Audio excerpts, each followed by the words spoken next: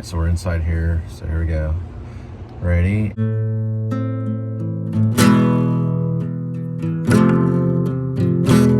Please subscribe show, YouTube. Cole Spivey. That was good. That was real good. Okay, turn the other way. Those are really fun. Those bugs. I was in a phone call. I was gonna say something about something I saw on YouTube today that I thought was pretty cool, inspirational, but I'll get to that in just a minute. So it's March 15th, 2022 AD, and welcome to the Please Subscribe show. I had some things that I wanted to talk, so we are gonna go into my little dashboard here. It's a little dashboard moment, I guess is what I can call it. Excuse me, kind of looking, oops, getting a phone call. I'll hang on. Okay, back to the dashboard. Sorry about that. A couple things happened. Linda called me, and she's getting a chicken pot pie dish ready for a possible cooking vlog coming up this weekend. And some friend saw one of our YouTube posts where I was showing Ukraine flags flying over the Nissan and the Kia lot, which if you ever find it, I'm giving out that information. I didn't really show the lots, I just showed the flags only, but they're out of Irving. And someone said that reminded them of a movie from 1984, but I cannot recall a movie that has a Ukraine flag in it in 1984 at all. The only thing I can think of is like, Rocky IV, like a Russian flag in it, but Whatever you do, Adrian, don't make me touch gloves with Russia. I can't recall any Ukraine flag movie. But it's a good thing to maybe do some research, and that brings me back to one of my ideas about maybe possibly creating an app where it's pretty much kind of like Google, but the only difference is it only focuses more like on movies and kind of showbiz stuff. But like for example, if you were to say in the app, which you can like talk in the app, and you were saying, what movie in 1984 has a Ukraine flag in it? Well, the app would probably find that movie for you. Also, like you can maybe like hum like a soundtrack theme, like if Bernard Herrmann's Taxi Driver, like dun dun dun dun dun dun dun dun, it would pull up like Taxi Driver. So it's kind of like Shazam, but only for movies. But anyway, regardless of that, that's not what I really wanted to talk about. It's just Linda called and she was talking about how someone said the Ukraine flags were reminding them of a movie in the 1984. I have no idea. What I really wanted to talk about in this little dashboard moment was, like sometimes I have a routine where I like cook lunch and then I turn on AdamtheWoo to see what's going on in Florida or wherever he's at. And, I saw that he since he's like mega famous, he's got like maybe, I don't know, 1 million subscribers. He requested that people send a return addressed envelope with, I guess, return stamp. So you're like to send your address on an envelope to one of his PO boxes or his PO box, and then he would mail you back, basically like a souvenir, kind of like, I guess you could say like a pin or something, like a little pin you could wear, And I thought, it's not really a bad idea. And I thought, well, and I was thinking, when you're watching famous vloggers, you kind of put yourself in their situation. And I thought, well, if I had 1 million subscribers, I'm of course taking a complete different avenue than a lot of them are taking. But would I do something like that? And the first thing to mind came to, like, the first thing I thought about, if you got into that much mailing, having people mail thousands of envelopes to you at a PO box in one day or 2 days or whatever, however long that had been going on, because he had basically a big, huge basket of envelopes, a whole lot, probably thousands of envelopes. Wouldn't you require possibly an assistant? Because, well, I guess if you did like maybe 10 or 20 or maybe 50 return envelopes a day, then you can probably knock it out in a few weeks. Because all you're doing is you're taking the envelope, you're putting the pen in there, you're licking it shut, or probably using like a wet sponge to close it shut. dry it off, and then you just stick it, you know, in a slot, and then do a little bit of mail work, you know. I don't really know how much you could probably do a day. It would be a little bit of work of returning the envelopes back to the public. Is it necessarily a one-man job? I'd say eventually probably there would probably be maybe like an assistant needed or something like that. I don't know. But I thought, you know, would I ever do something like that ever? I got another text message. One thing I think that's cool, it's a cool motorcycle. It's a guy riding a motorcycle. There's a chick on the back with a bandana that looked like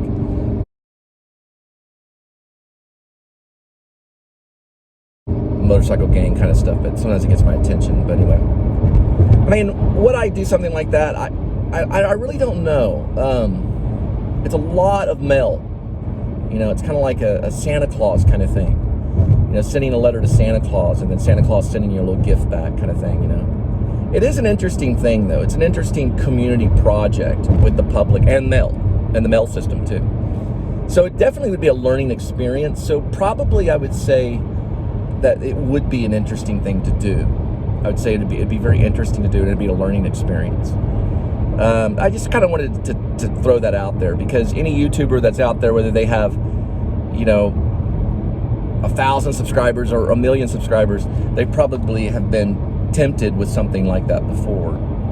Of course, he had to spend a little bit of money because he had to buy the pins or the souvenirs to mail back. Of course, at least he mailed back his signature. I don't know, that's all also an option too. But if he had an assistant, then they'd have to, you know, use like a stamp for a signature or something like that. I don't know. But anyway, a lot of that goes on, and I think that's kind of a cool thing. I just thought that was interesting. Anyway, so we are headed to the Texas Motor Speedway. You are in my dashboard right now. I've done a few of these, and it's about 6 minutes. So we'll be there pretty soon. Y'all have a wonderful day. Oh, one thing I also wanted to say is also like the fact that you can go back on a lot of these vlogs and you can see the person's like first vlog and see their situation and the things they were, their style that they used, you know, to get the media out there, or the style they used to get the videos processed, or this, you know, the way that they put the video together was probably way different than what they're doing now, presently. The equipment they're using now, you know, some of them will get these really fancy drones, really great cameras, and all this cool stuff where you progress along the way. Now, I've been doing this since 2010, and I did start off with a video camera, which was a Sony Minicam, and I started that in 2010, and I put everything down probably like in 2012. Did it for about a year and a half or so. About 2012, I completely stopped for about 6 years to start a family, and did not know if I was ever going to return back to YouTube in any form or fashion. And I had another channel there, it was called Pigeon 1. So I've kind of come full circle in a way, and I think it is a community-based thing. I feel that it is. I feel it's a way to talk to the community, or to the public, or whatever term you want to use. You know, friends, family, people that may be getting to know you. It is social media kind of medium, I guess you could say, a social media medium. You know, it's a way to talk to people, and in a way to be witnessed on who you are and everything. All right, well, I'm gonna go. I'll talk to y'all later. We're headed to the Speedway to drop food off at your doorstep, and we're basically going 235, and y'all have seen this before many times. It'll say Denton right up here. So this goes north 35 this way right here. Okay, I just now got back in touch with Linda, and it wasn't a movie from 1984. That's the miscommunication. The Ukraine flags flying over the Nissan lot reminded someone out there of the movie 1984, which is a George Orwell book. So that's kind of, you know, where you whisper in one person's ear, they whisper in another person's ear, they whisper in another person's ear, and it gets kind of mixed up in the grapevine. So it wasn't a movie from 1984, it was the movie 1984. And if I'm not mistaken, I believe it is the master actor, who is a British actor, was in it, named John Hurt.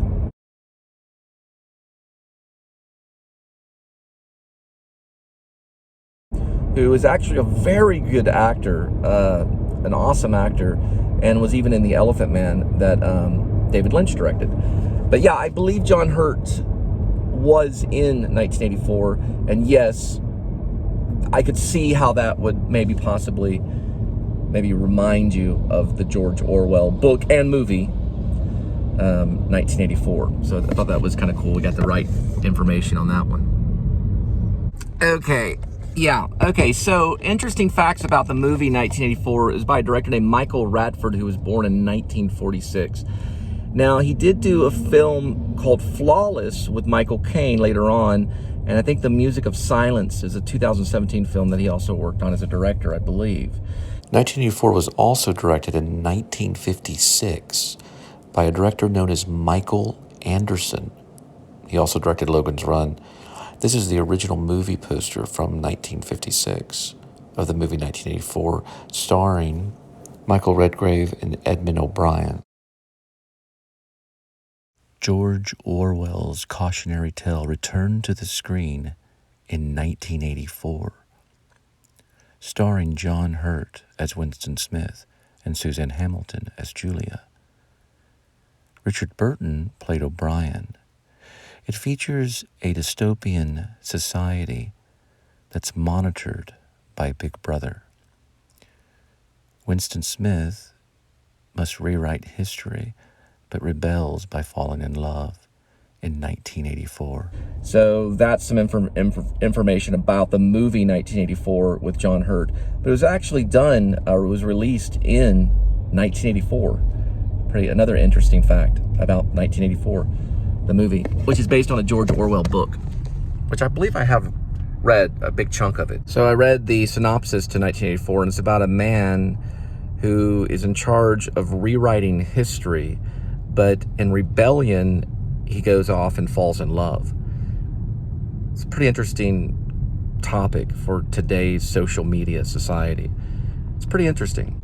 So you can tell leaving at 4 o'clock or 4:45 is a little bit different. I didn't actually leave exactly at 4:45, but I left a little after 4. A lot of cases I'll leave a little out, well, a little before 3. But anyway, I kind of took some time today to do some stretches, and you're in the car quite a bit, so you have to do some kind of counter moves. Walking helps, stretching helps, therapeutic bathing helps. Also, a little bit of weightlifting helps, things like that helps, because you're basically seated in a position for quite a bit of time. At least you get a lot of orders back to back, and then you're getting out more and getting back into the car.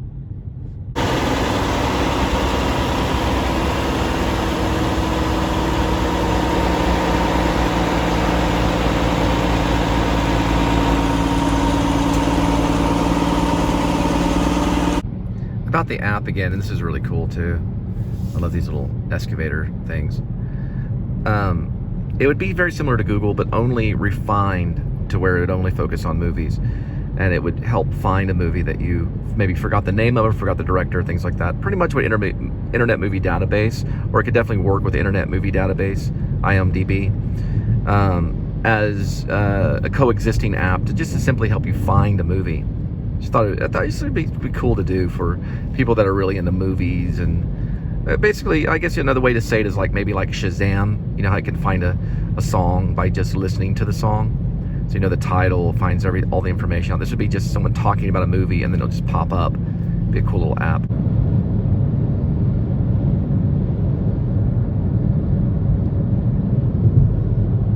All right, so we'll be pulling up to the, I guess, exit. I want to say the exit, but anyway, I named it yesterday. It's the new bridge. The exit has the title on it. Exit 65, I think is what I named it. Yeah, the exit 65 bridge, which they've been working on for quite a bit of time. And let me see. You know, you can see it from way back here. There's something on the road right there. There's a hat, but I'm not going to report that as an object. It'll just flat now. It's a little bit bigger. I may report that as an object, but on the road. But gotta go. But anyway, you can see it.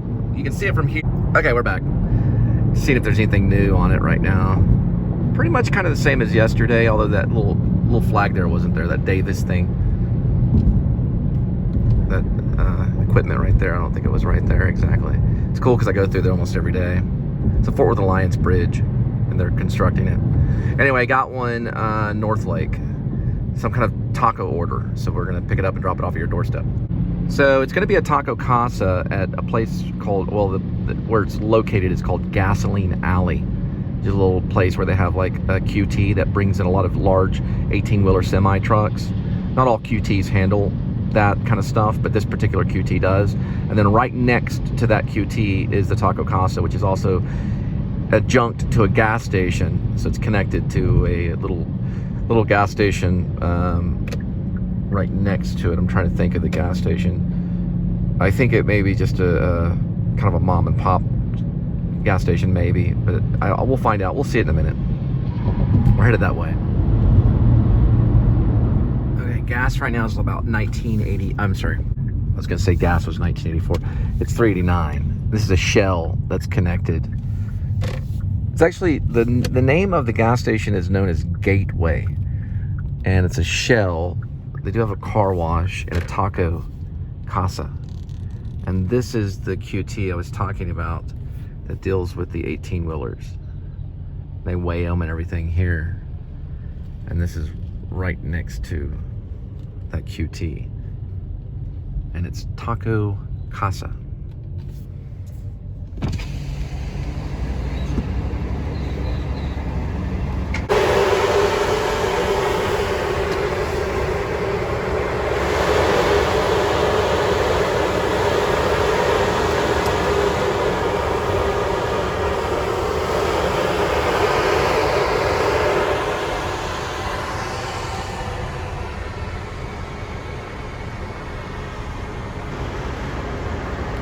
Alright, so basically that's the speedway right there that you go by. We're headed to Justin to drop off this taco.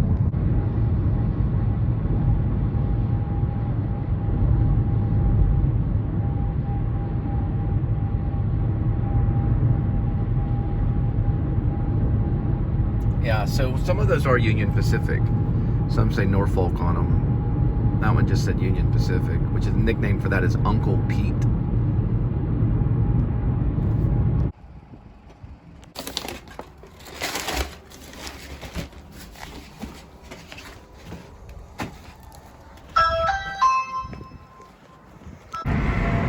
This may be a brand new Norfolk train they're releasing on the tracks. Brand new and shiny. See, about every 10 minutes I see one of these. It looks like a pretty good Mexican restaurant. It's called Maria del Mar. Looks fairly new. Buena vidas. So this bridge definitely signifies we're in Roanoke.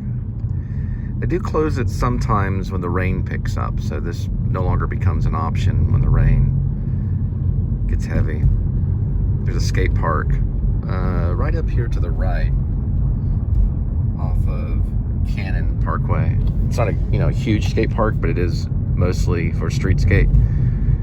So it's the street skaters kind of park, and they have like a little miniature soccer field. Kind of see it through the trees right here.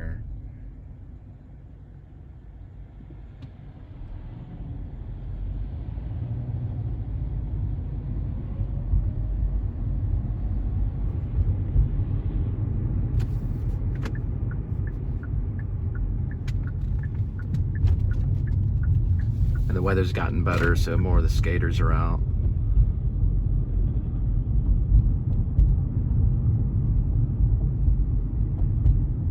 I guess you could maybe call it the Cannon Street Skate Park, or Cannon Parkway Skate Park. And volleyball too. I got beach volleyball.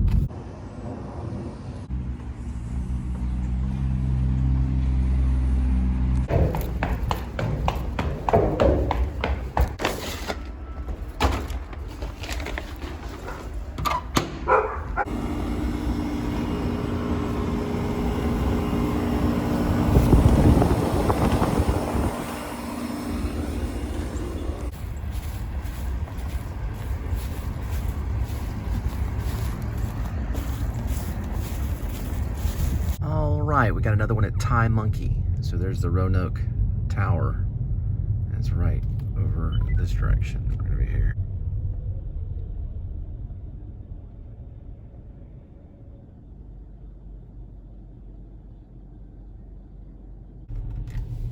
There's Heart 8 Barbecue. If you're trying to be a pit master, the career begins there.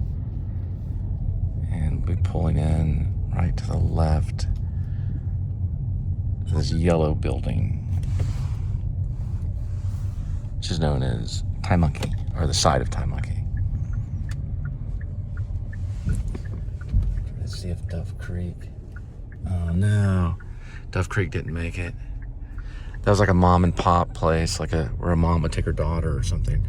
It was called Dove Creek Cafe, and the Renos didn't make it either. Renos fell because of the pandemic, and Dove Creek Cafe is no longer there. Which is right there. That's Thai Monkey. They're still doing okay. So I can probably park right over here. Yeah, Dove Creek is right. This is Thai Monkey right here. And that's Dove Creek. And Dove Creek is no more. But Thai Monkey's doing okay.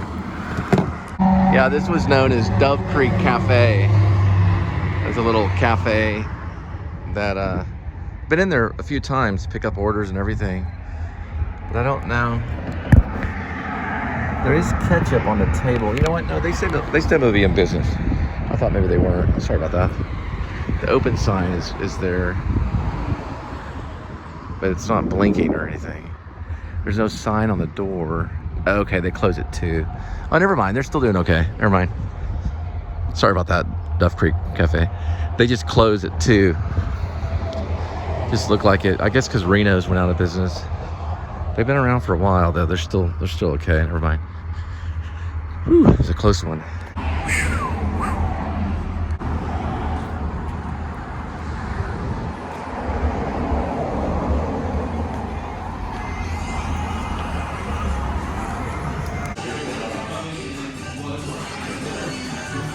Well, I'm glad Dove Creek is doing okay. So, Dove Creek cafes actually, they're just open only in the afternoon, so they're doing well.